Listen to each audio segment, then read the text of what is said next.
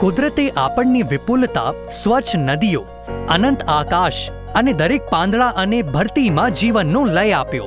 પછી માનવ નવીનતાનું સર્જન થયું. પ્લાસ્ટિક હલકું, ટકાઉ અને આર્થિક પણ સમુદ્રોમાં ઘૂસીને સૌથી ઊંચા શિખરો પર સ્થાયી થઈને આપણી માટી અને ખોરાકમાં ઘૂસીને સુવિધા તરીકે શરૂ થયું તે ધીમે ધીમે પડકાર બની રહ્યું છે. આ વિશ્વ પર્યાવરણ દિવસ 2025 ભારત એક થાય છે. સાથે મળીને આપણે સંકલ્પ કરીએ છીએ એક રાષ્ટ્ર એક મિશન, प्लास्टिक प्रदूषण नो अंत. 2018 में ही भारत ने सिंगल यूज प्लास्टिक से मुक्ति के लिए 2 स्तर पर काम शुरू कर दिया. हमने एक तरफ सिंगल यूज प्लास्टिक पर बैन लगाया और दूसरी तरफ प्लास्टिक वेस्ट प्रोसेसिंग को अनिवार्य किया.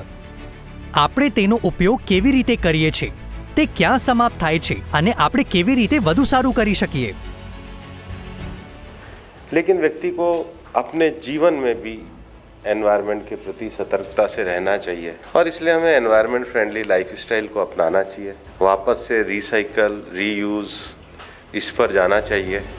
રોજિંદા કાર્યો દ્વારા દરેક રિફિલિંગમાં, દરેક ફરીથી ઉપયોગમાં લેવાતી બોટલમાં, દરેક કાપડની થેલીમાં આ પરિવર્તન આપણે જે ખરીદીએ છીએ તેમાં દેખાય છે. પ્લાસ્ટિકને બદલે લીમડાના કાસ્કા, નિકાલજોગ વસ્તુઓને બદલે પર્યાવરણને અનુકૂળ કટલરી, ધીમે ધીમે વર્તણૂકીય ફેરફારો લાવવામાં આવી રહ્યા છે જે પર્યાવરણને અનુકૂળ જીવનશૈલી બનાવવામાં મદદ કરે છે. અને જ્યાં શીખવાનું હોય છે ત્યાં નવા વિચારો માટે જગ્યા હોય છે. કલાથી લઈને ઇન્ટરેક્ટિવ રમતો, વાર્તા કહેવાના સત્રો અને હેકેથોન સુધી વિચારો આકાર લે છે, ઉકેલો વિકસિત થાય છે અને પરિવર્તન ફેલાવવાનું શરૂ થાય છે. ચાલો લાઈફ પર્યાવરણ માટે જીવનશૈલી અપનાવવાની પ્રતિજ્ઞા લઈએ. ચાલો મિશન લાઈફને અમલમાં મૂકવા માટે સાથે મળીને કામ કરીએ.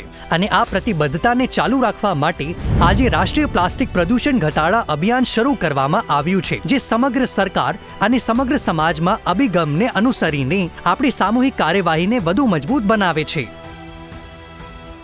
આ વિશ્વ પર્યાવરણ દિવસ 2025 ભારત સતત આગળ વધે છે. ચાલો આપણે પ્રો પ્લાનેટ પર્સન તરીકે ગણાઈએ અને આપણે જે પરિવર્તન લાવવા માંગીએ છીએ તેનો ભાગ બનીએ. પ્લાસ્ટિક પ્રદૂષણનો અંત લાવવા અને પૃથ્વી માતાને એક સ્વચ્છ હરિયાળા ગ્રહમાં ફેરવીએ.